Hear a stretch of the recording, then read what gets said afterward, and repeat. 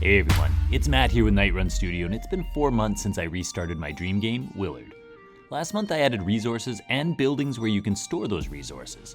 I created a day-night system that controls how often enemy portals spawn into the world, and I also made some improvements to combat, which is slowly starting to feel more like fun and less like trying to stab safety pins into your eyeballs. This month, I had 2 glaring issues to fix. First, death in Willard feels kinda like meatloaf. It fulfills a vital role, but it just isn't living up to its potential. And second, since you're going to spend a lot of time revisiting the zones in Willard, I need a way to make it so that adventuring on Mount Eldrick or in the Towering Grove still feels meaningful after the 17,000th visit. Alright, I got this. First, let's talk about dying. It's kind of a thing in video games, but then, if you want to get all existentialist, it's kind of a thing for humans, so that makes sense. Death creates stakes, introduces the risk that makes rewards more compelling, and at the best of times, it is masterfully woven into the narrative in a way that makes dying, worth living for. But death also really just sucks. It's probably the top reason I've quit games, and it's definitely the reason my little brother broke his Game Boy screen smashing it against his forehead when we were kids. But while many games need death in order to make not dying matter, there are some games that turn death into a meaningful and even fun part of the playing experience.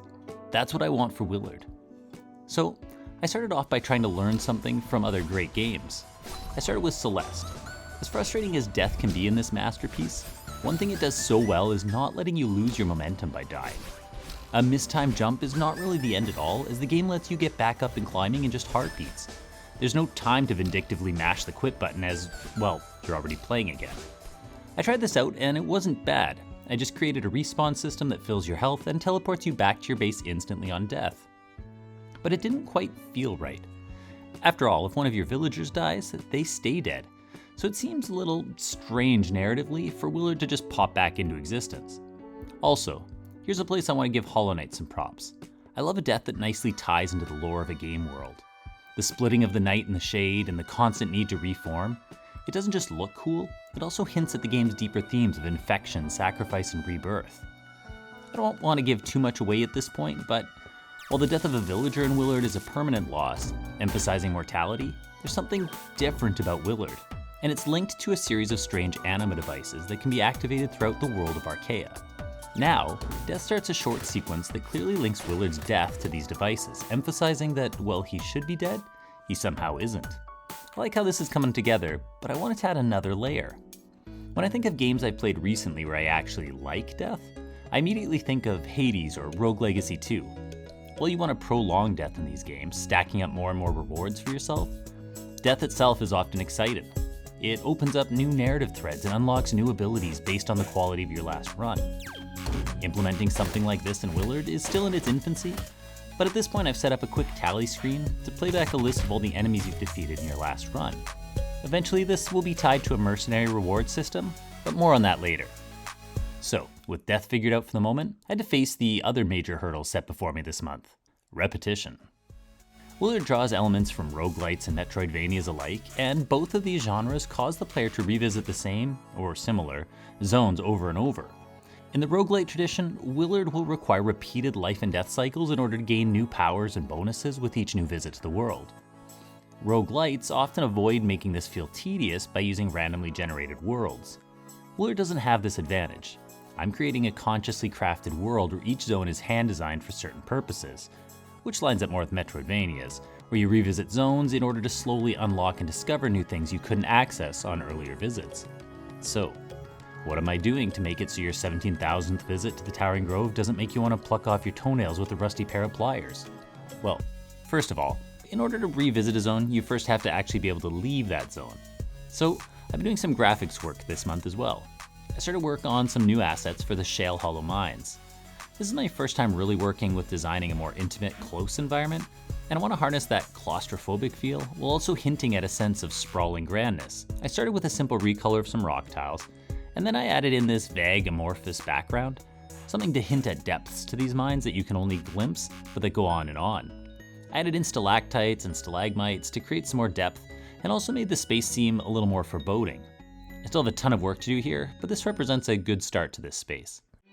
Now, adding new zones is great, but what about the initial problem of the repetition of coming back to zones over and over again? Well, first of all, what you do in each run of Willard matters. The last month, I've implemented a basic save system so that any gear you collect and equip, any chests you open, and any anima devices you activate stay that way. So even if you only have 5 minutes to drop into RK in the morning, you can do meaningful, if small, things that will impact your playthrough. Perhaps most obviously, this is done with resources. Every resource you harvest in Willard changes the world forever. Cut down a tree, and it's gone. Theoretically, you could deforest the entire Towering Grove, turning it into the grove formerly known as Towering.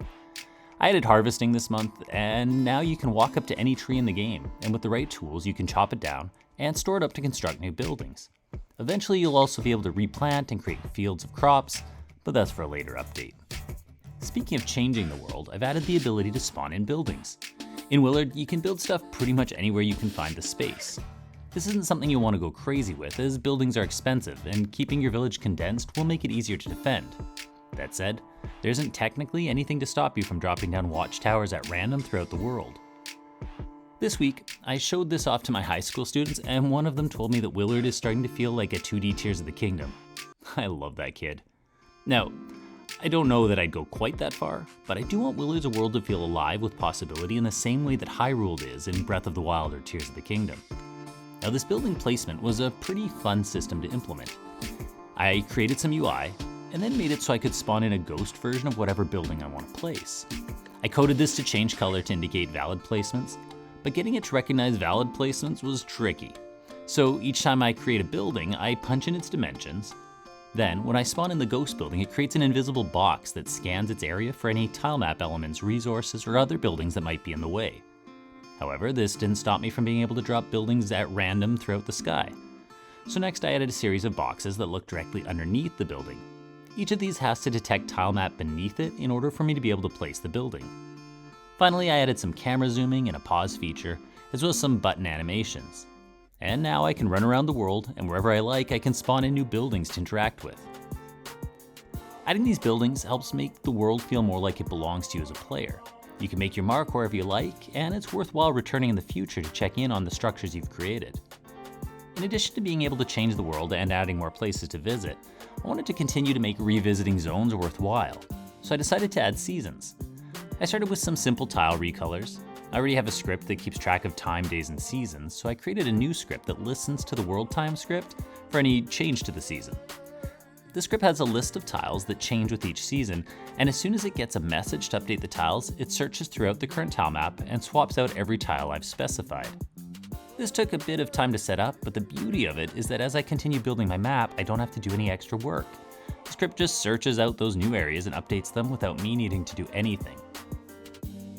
Next, I wrote a similar listener script for key sprites like trees and mountains. These sprites now update for seasons and also activate key particle effects. I added some blowing flowers in spring, the occasional lost leaf in summer, and a more profuse blowing of brown leaves in autumn. I also added a cool snow and fog effect for winter, as well as snowy mountain sprite to adorn Mount Eldrick in the winter. Finally, I set up my background layers to be able to swap hue depending on the season. I just made the layers in grayscale so I can apply any hue I want for each season. Still working on matching my palettes, but it's a great effect. By adding seasons, I hope to reward the player for revisiting areas. I mean, who wouldn't want to revisit Mount Eldrick in the winter to capture the majestic snowy peaks, or spend some time in the Towering Grove during spring when the flowers first appear? In the future, I also hope to add seasonal unlocks for zones, like hot springs you can only access in winter when the river freezes over and allows you to walk to the other side. Well, that marks the major changes of the last month. Believe it or not, this devlog marks 4 months since I rebooted Willard from scratch, and it's also at the halfway mark to my goal of creating a mini demo by the end of June. I got a lot left to do, but I'm super excited about the progress so far. Hope to see you in the next video, and in the meantime, feel free to leave a comment below or drop into the Discord server and say hi. I want to give a big shout out to my patrons and members whose contributions are super encouraging. It means the world to me that there's cool people out there who are willing to support my work in this way. Thanks. Anyways, till next time, this is Matt with Nightrun Studio. Cheers.